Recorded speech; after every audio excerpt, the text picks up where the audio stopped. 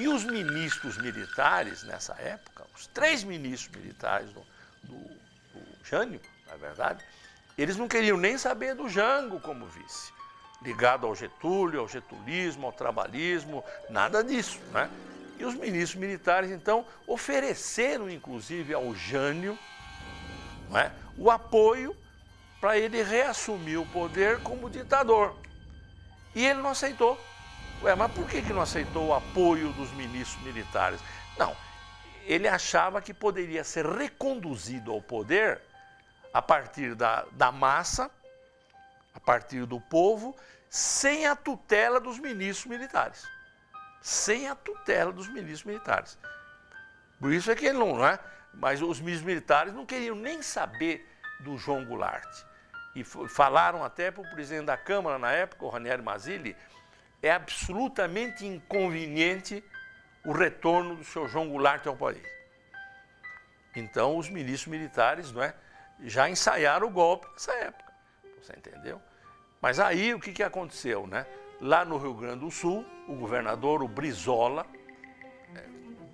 parente do João Goulart, mas identificado com o getulismo, com o PTB, Partido Trabalhista Brasileiro, etc., com as reformas, né? O Getúlio falou, opa, o Leonel Brizola falou, opa, né? Nós temos que garantir a posse do vice-presidente, né? O presidente renunciou, então tem que tomar posse o vice. A Constituição tem que ser respeitada. E o Leonel Brizola conseguiu, inclusive, uma aliança com o general que chefiava o Terceiro Exército, general Machado Lopes, que se colocou ao lado do Leonel Brizola. Falou, não, nós vamos garantir, não é, a posse do vice-presidente João Goulart. E eu receberei a bala, isso ele disse, receberei a bala aquele que tentar, né, impedir a posse do João Goulart. E aí o João Goulart, então, começa a viagem de retorno da China. Uma viagem longa, não é verdade? Passa pela Europa, passa pelos Estados Unidos, né? Até chegar aqui. Jango, um latifundiário, um homem que politicamente estava centrado e à direita, nunca centrado e à esquerda, nunca, jamais. Voltava da China não porque ele gostasse do Mao Tse-tung, do regime comunista chinês ou coisa que o valha. Ele foi para lá para fazer negócios. O Brasil estava ampliando uma frente de negócios e tentando sair daquela mesmice de comércio com os Estados Unidos pura e tão somente. Quase 50% do nosso movimento comercial para o exterior e do exterior para cá eram com esses 50% com os americanos. Há uma intervenção também, não é, do Tancredo Neves nessa época, que é um personagem de prestígio, né, no parlamento, Tancredo Neves, mineiro, etc. E ele também atua, né, no sentido digamos assim, de impedir uma guerra civil. Impedir uma guerra civil, né? Então, tem que assegurar a posse do João Goulart. E aí o João Goulart toma posse, né, em setembro de 1961. Agora, toma posse, não é, com o país, não é, sob um regime parlamentarista. Então, o parlamentarismo é aprovado a toque de caixa, digamos assim. Você entendeu? Para possibilitar a posse do João Goulart e impedir um conflito armado, digamos assim. Não é verdade? E aí o João Goulart toma posse com poderes diminuídos, né? Como se fosse uma espécie de rainha da Inglaterra, né? Do parlamentarismo, o rei reina, mas não governa, se dizia o seguinte. E aí, nesse momento, Lidiane, começa, não é? Começa já um movimento, digamos assim, para se organizar um plebiscito. E o plebiscito, então, devolveu outra vez os poderes ao presidente da República. Aí entramos numa outra fase. Mas é uma discussão política intensa nessa época. Se discute politicamente, não é? O Brasil vivia um momento muito importante, muito rico da sua história. Era um momento de ascenso das lutas populares, era um momento de muita elaborações culturais, havia uma efervescência muito grande no país. Parecia que aquele momento o Brasil ia dar um salto de qualidade, né? No sentido da sua emancipação quanto país de terceiro mundo, né? Serviçal aos interesses do grande capital. né? E essa questão com o golpe militar se dá uma ruptura na história do país. Tanto pelo fato de que na área cultural muitas pessoas foram censuradas, muitas músicas, livros, filmes, como também pelo fato de que começaram a haver prisões, começou a haver repressão e muitos brasileiros de grande importância, tanto cultural como política, foram embora do país, né? Ou alguns até morreram por conta da tortura e da violência dos militares, né? E a gente discutia política, né? Em todo lugar. A política era discutida intensamente, não é? Nos táxis, no ponto de ônibus, você entendeu? Nas escolas, nas ruas, se discutia intensamente política. E do ponto de vista ideológico, ou seja, não é? Reformista, quer dizer, você discutia querendo reformas.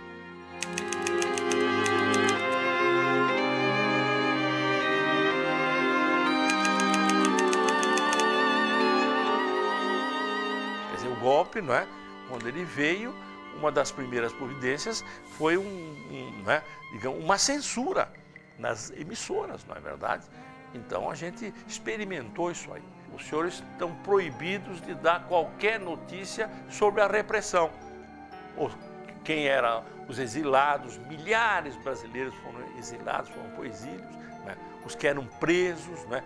Os que eram perseguidos, eram demitidos, e etc., etc., estão proibidos de fazer qualquer notícia sobre a repressão. E devem terminar todos os noticiosos, todos os informativos, com a seguinte palavra de ordem: reina absoluta calma em todo o país. Uma imprensa golpista que é concessionária do governo brasileiro, ela recebe por concessão o direito de televisar, de transmitir por ondas de rádio, etc. e tal, e, no entanto, age contra o próprio governo. E cito, Folha de São Paulo, Estadão, Globo, que se arrependeu agora há pouco tempo e tentou fazer uma autocrítica, dizendo que errou quando apoiou o golpe de 64. A Globo, na verdade, foi um dos canais de comunicação, os canais de mídia que mais influenciaram no país. E é uma mentira essa de falar que na época da ditadura não havia corrupção. O que não havia era a possibilidade de denunciar a corrupção, né? Nós podemos enumerar centenas de fatos, né, de escândalos da corrupção naquele período, a ponte Rio-Niterói, que foi superfaturada, o escândalo da Delfim, que era uma poupança, e outros, Coroa Brastel, centenas de escândalos ocorreram naquele período. O que ocorria, o que não podia acontecer era ser divulgado. Depois que houve um processo de redemocratização, evidentemente esses processos de corrupção começaram a ser mais divulgados. O golpe, ele logo vai eleger o primeiro presidente que vai ser eleito, é o Castelo Branco, vai ser eleito indiretamente pelo Congresso, né? E depois você tem os atos institucionais. Ato institucional número 1, né? Cassação de dezenas de políticos, de parlamentares, etc. O ato institucional número 2, e depois você tem o ato institucional número 5, em 1968. 3 de dezembro de 68, o ato institucional número 5. E esse ato número 5, então, é que ele praticamente fecha tudo, na verdade. Estabelece, a partir de um certo momento, até a figura oficial do censor. O AI-5 ele vai colocar o país definitivamente numa camisa de força, você entendeu? E aí o número de exilados vai se multiplicar, não é?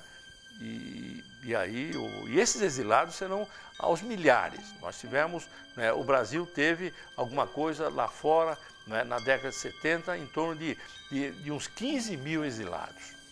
Agora, claro, entre os exilados, né, você tem dirigentes sindicais, você tem professores, intelectuais, né, escritores, né, etc., etc. Mas você tem também, né, gente do povo, quer dizer, você tem dirigentes sindicais, né, que não têm formação acadêmica. Hitler tinha um ministro de comunicações, Goebbels, que disse uma vez que uma mentira repetida 1000 vezes se torna verdade.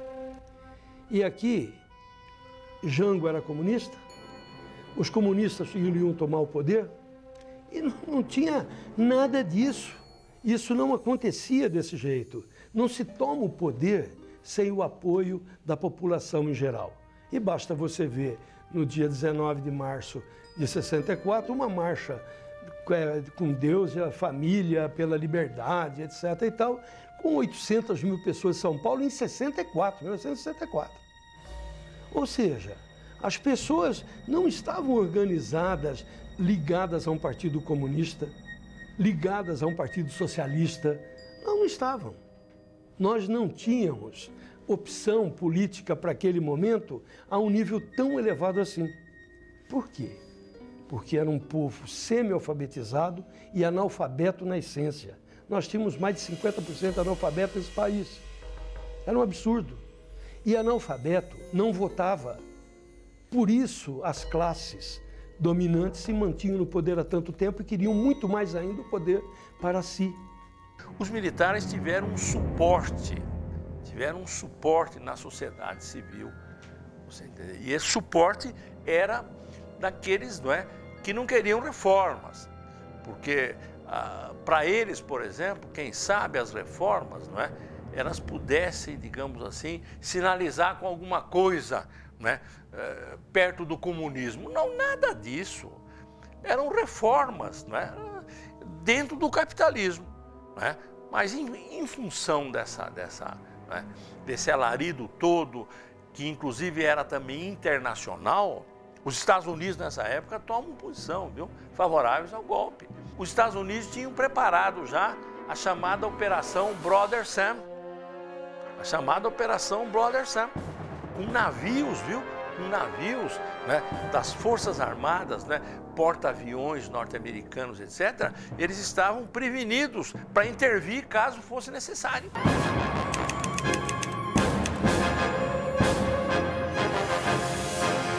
E aí que você vai ter, por exemplo, em 68, né, aquela passeata famosa no Rio de Janeiro, a passeata dos 100 mil, tá certo?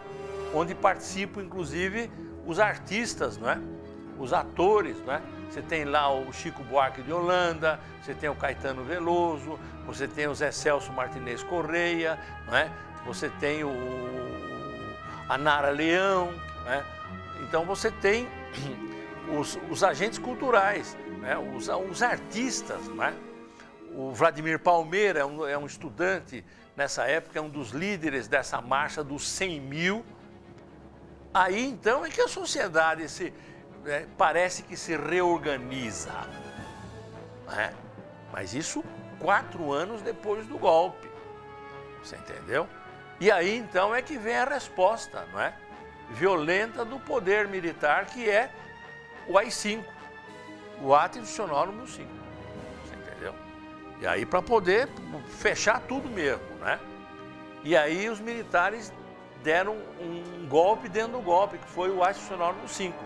E aí o Estadão, André, o Estadão nessa época publica um editorial que ficou famoso, cujo título é o seguinte: Uma instituição em frangalhos. Esse é o título do editorial do Estado. Uma instituição em frangalhos. Onde ele faz uma crítica violenta contra o ato institucional número 5. Ele acha que o país realmente perdeu, não é? Todos os liames, né? Perdeu todos os contatos, né? Toda a proximidade com o liberalismo democrático que ele, Estadão, defendia. Um liberalismo democrático, ou uma democracia liberal. Você entendeu? Então, o ato institucional número 5 enterrou de vez, não é? essa democracia liberal sonhada pelo Estadão. Não existe, nós não temos presos nessa época que não tenha sido torturado. Se não foi nenhuma exceção comigo, só eu fui torturado, não. Homens, mulheres, até crianças foram torturadas. Crianças foram torturadas para que seus pais contassem o que sabiam sobre determinadas coisas, etc. Mães foram torturadas porque filhos estavam ali e já não aguentavam mais, então torturaram a mãe para o filho falar. Aqueles agentes do Estado que recebiam dinheiro como servidores públicos, né, para reprimir, em nenhum momento poderiam praticar a violência da tortura. ou da morte sem um julgamento justo, né? Porque não estava na lei a tortura e a morte, a pena de morte, não estava na lei. Então não tinha justificativa para se praticar a tortura. Tanto é que a tortura era feita nos porões, sem que ninguém soubesse. Até hoje, pouquíssimas pessoas assumem publicamente, como esse militar fez essa semana, de que torturaram, porque era uma coisa legal, né? E fizeram isso em nome do Estado, né? Então é inadmissível que essas pessoas permaneçam impunes para o resto da vida, né? Eu acho que elas têm que ser processadas e condenadas. A Veja, inclusive, vai fazer denúncias, né? Não tem nada a ver com a Veja de hoje, mas, né? Nada a ver. Vai fazer denúncias contra a ditadura, você entendeu? O Milor Fernandes vai ter 2 páginas na Veja. Milor Fernandes vai ser uma coisa fantástica, né? Milor Fernandes. E ele vai, não é? A Veja vai publicar uma capa, né? Se não me engano, em 74, o país estava numa ditadura feroz, não é? Como não tinha até então, foi a época, daqui a pouco o Vladimir Herzog vai morrer, etc., vai ser assassinado, né? E aí a Veja publica uma capa, a revista foi recolhida depois, viu? Mas publica uma capa, não é? Com gravuras, não é? Da tortura na Idade Média. Da tortura na Idade Média. No período medieval, tem algumas gravuras famosas, não é? Retratando a tortura na Idade Média. E a Veja publica uma dessas gravuras como capa. Coisa impressionante isso aí, viu? E aí, não é? Ela foi recolhida. O pessoal do consulado, o pessoal das grandes indústrias, do capital financeiro, iam lá ajudar na tortura, comprar material para a tortura, dar dinheiro para os torturadores, levava alimento para eles e ficava assistindo a tortura. Ai, bate mais ali, bate mais aqui, dá mais choque ali, etc. Isso é mentira. Só que agora, recentemente, no arquivo do Estado de São Paulo, nós encontramos lá, a Comissão Estadual da Verdade encontrou, livros de visita ao DOPS, por exemplo, e assinatura do pessoal do consulado, assinatura de representante do Fiesp e Ciesp. Essa, agora, é contundente essa prova.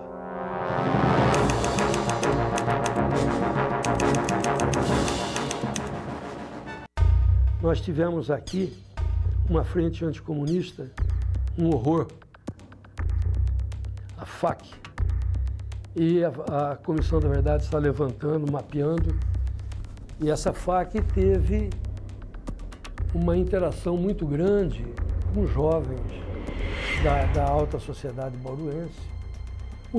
Saíam com metralhadora em punho, um deles, inclusive, confessou, ouvido por nós, confessou que andava com metralhadora. Metralhadora você não pega em farmácia nem no supermercado de Santo Antônio, entendeu? Metralhadora pertence ou à polícia ou às Forças Armadas, alguém emprestava, cedia. Então o poder era tanto, o eu mando era tanto, que a gente não faz ideia de como era, a não ser que viveu naquele momento. Do tipo, a FAC chegava numa casa, metia o pé na porta, entrava, prendia, batia e levava, etc. Meteu o pé na porta da casa do Gasparini, vereador, sindicalista, advogado, depois prefeito de Bauru, meteu o pé na porta e a mulher dele, grávida, perdeu um filho.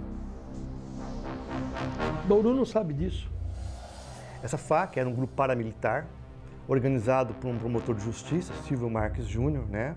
E que capitaneava vários jovens e armados. Eles invadiam as casas das pessoas que eles achavam, ou que achavam que eram de esquerda, ou que tinham alguma posição política diferenciada dos militares golpistas, e agrediam essas pessoas, ou as pegavam e levavam, entregavam para a polícia. E às vezes por mera vingança pessoal, no sentido de, por exemplo, o Pittoli citou na entrevista dele, de um dono de uma padaria chamado Padilha, né? Ele nunca foi militante de esquerda, mas o Padilha chegou a ser preso pelo simples fato de que o Silvio Marques e seu grupo queria que ele doasse pão para o grupo, né? fornecesse gratuitamente pão. Ele se recusou porque ele falou que ele era um comerciante e que ele não faria isso. Então, o Silvio Marques apontou para a polícia como se ele fosse um subversivo, um militante de esquerda, e ele chegou a ficar preso alguns dias, algumas semanas, só por esse motivo, para vocês perceberem o grau de truculência, né, de violência que era praticado em nome de uma suposta ideia que não se justifica.